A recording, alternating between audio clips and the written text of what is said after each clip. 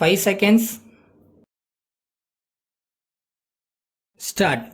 மாண்புமிகு தலைவர் அவர்களே, இந்த அவையின் முன் மாண்புமிகு நிதியமைச்சர் அவர்கள் சமர்ப்பித்துள்ள வரவு செலவு திட்டத்தை நான் பொதுவாக ஆதரிக்கிறேன். இதில் பல அபிவிருத்தி திட்டங்கள் சேர்க்கப்பட்டிருப்பது குறிப்பிடத்தக்கது. வரவு செலவு திட்டத்தில் துண்டு விழுந்துள்ளதால் புதிய வரிமுறைகள் போடப்பட்டிருக்கின்றன.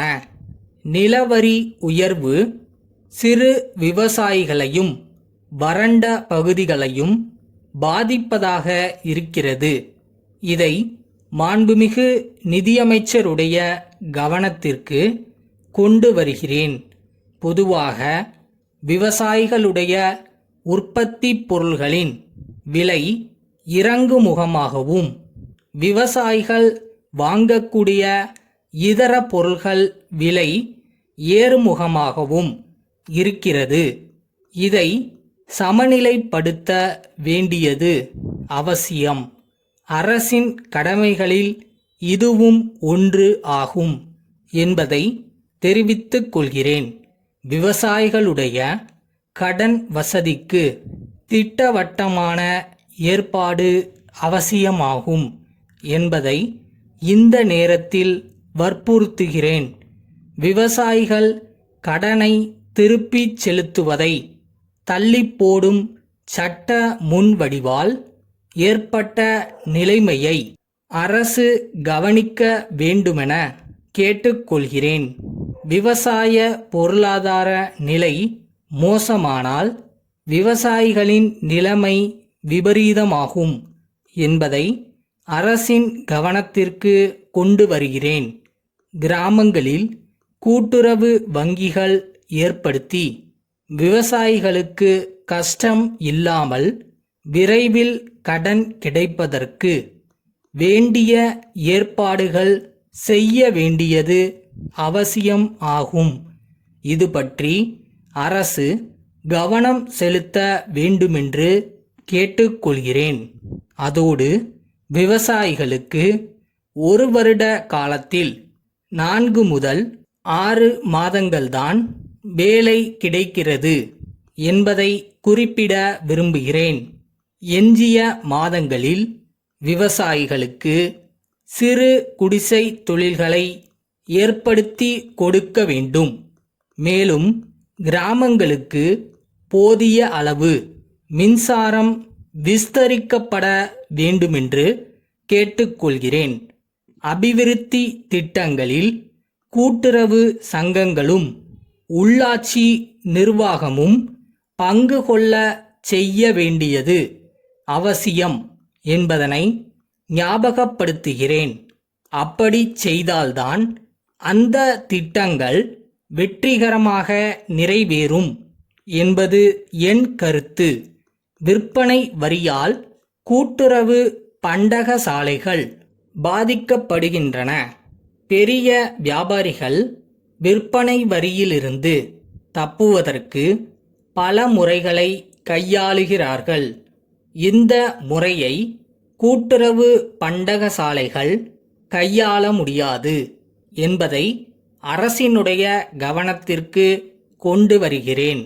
ஆகையால் கூட்டுறவு பண்டகசாலைகளுக்கும் கூட்டுறவு நெசவாளர் உற்பத்தி விற்பனை சங்கங்களுக்கும் விற்பனை வரியிலிருந்து விலக்கு அளிக்க வேண்டும் என்று கேட்டுக்கொள்கிறேன். தேசிய அபிவிருத்தி திட்டத்தின் கீழ் போடப்பட்டுள்ள சாலைகள் பராமரிப்பின்றி சீரழிந்து வருகின்றன. இந்த சாலைகளின் பராமரிப்பை உள்ளாட்சி நிர்வாகம் மேற்கொள்ள வேண்டும் அல்லது அரசு எடுத்து வேறு ஏற்பாடு செய்ய வேண்டும்.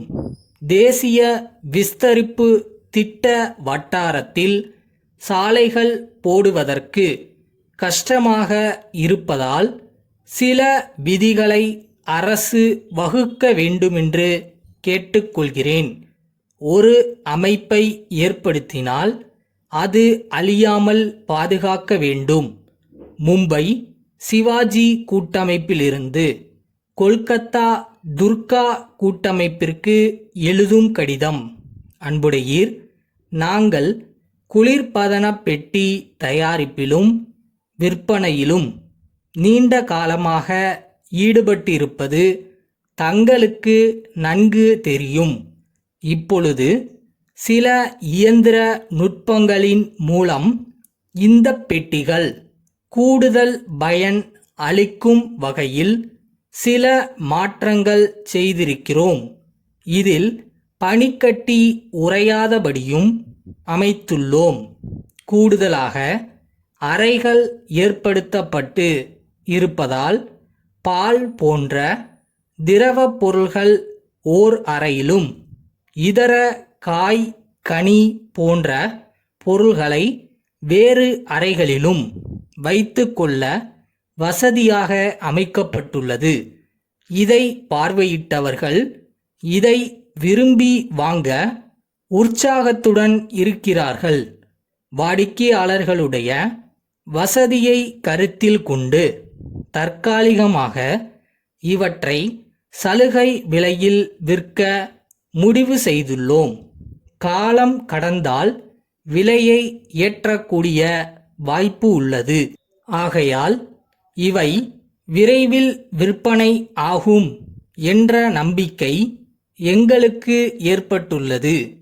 உங்கள் பகுதியில் இந்த புதிய பொருளுக்கு அமோகமான வரவேற்பு இருக்கும் என்று தோன்றுகிறது.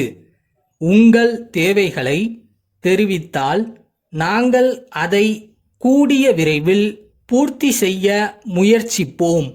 தங்கள் நம்பிக்கையுள்ள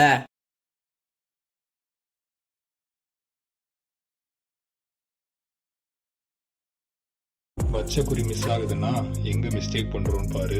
பயிற்சியை பலப்படுத்து. அதை விட்டுட்டு முடியாதுன்னு நினைச்சு ஃபீல் பண்ணாத.